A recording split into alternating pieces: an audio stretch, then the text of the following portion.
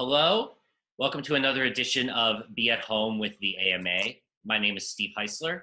I'm a staff writer for Marketing News, and as always, I'm joined by Sarah Steimer, managing editor of Marketing News. Hey, Sarah.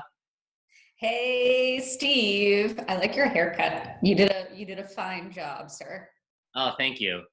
Chose a number and went to town. Today, we are going to talk about how brands are getting in on the one technology feature that every single person seems to be using these days, which is video chat. I was reading a little something today about how Facebook is now trying to get really into the video chat game, which I'm sure brands are kind of like grimacing at, since this was the same company that got everyone to pivot to video, and then we saw how that kind of worked out. So little iffy there, but they are trying to take a little bit away from Zoom, because the idea is that Zoom and things like what we use, RingCentral, they are really kind of meant for business purposes, even though a lot of people are using them. They want in on that game, but they want in on the social part of it, not the business part of it. I think where they really have an advantage is in what they can integrate. WhatsApp. I saw that actually what they're doing with WhatsApp is they're going to allow for more people to be in the video conference. Things like Instagram,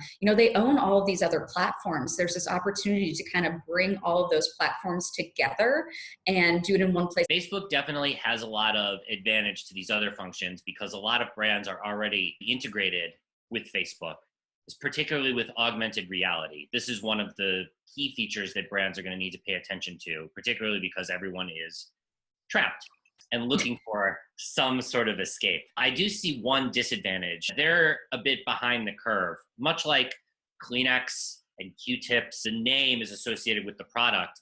At this point, because of what you're saying, Sarah, people are having Zoom chats. That's just the name. So unfortunately, maybe they're the facial tissue currently of the video chat world. I'm wondering what other brands are going to jump on this. For instance, there's that Chrome extension where you can chat with people while you're watching a show on Netflix. I'm wondering if we're going to see some video integration so you can actually talk to people while you're watching the same movie or something like that. There are certain brands where this sort of integration makes a lot of sense. Now, the other thing I'm wondering is, to your point, Steve, if other brands are already on Facebook and things like that, are we going to start seeing video chats with brands? If you're kind of stuck with a cooking question and all you have is one can of StarKist tuna, are you going to be able to open a video chat with the StarKist? What is that, like a dolphin or something? Or no, it's a tuna. It'll be someone dressed up as the tuna, or a cartoon of the tuna. I would hope it would be more along the lines of human related spokespeople for brands. This might be a great time for brands to think about influencers. They have a face that people recognize. They're already doing YouTube videos. I don't know about that, because there was that Edelman survey that came out that said that the last people they're really wanting to hear from are celebrities and influencers. So I think if anything, they would maybe want to hear from the micro influencers. They're the ones where their apartments look like ours. They're the ones who are a little bit more relatable right now. I don't know if I necessarily want to hear from someone who's going to give me tips from these gorgeous mansions as far as what to do with my can of tuna. By the way, I actually don't like tuna. Sarah, I'm wondering your thoughts on privacy concerns. When I wrote a story about Alexa, I found that there is a potential halo effect in which, if consumers don't necessarily trust a platform, the brands who get onto that platform may find their name a little bit tarnished before they even take off.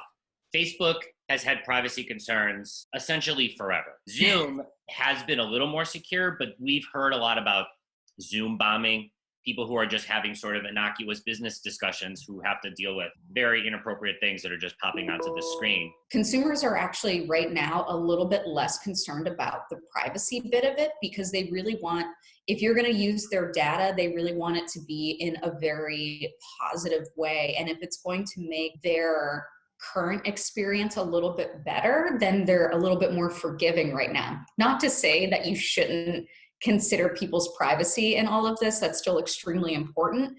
But because we need the video conferencing, we need this connection with other people, there isn't that, I think, stutter step that would typically happen, at least for me, in terms of making sure that something is like as secure and careful with my privacy as humanly possible. Because my first thought is, I want to see my nephew on his first birthday tomorrow. My feeling about privacy has basically always been, I'm willing to give people a little bit of information about my life if it means maximum rewards. And I also feel like, is my data really that interesting? People are going to be looking at the short-term benefits versus the long-term potential issues that might arise. We live in a short-term time right now. Brands now can maybe take stock in the fact that consumers may not be looking that closely. That raises other ethical concerns.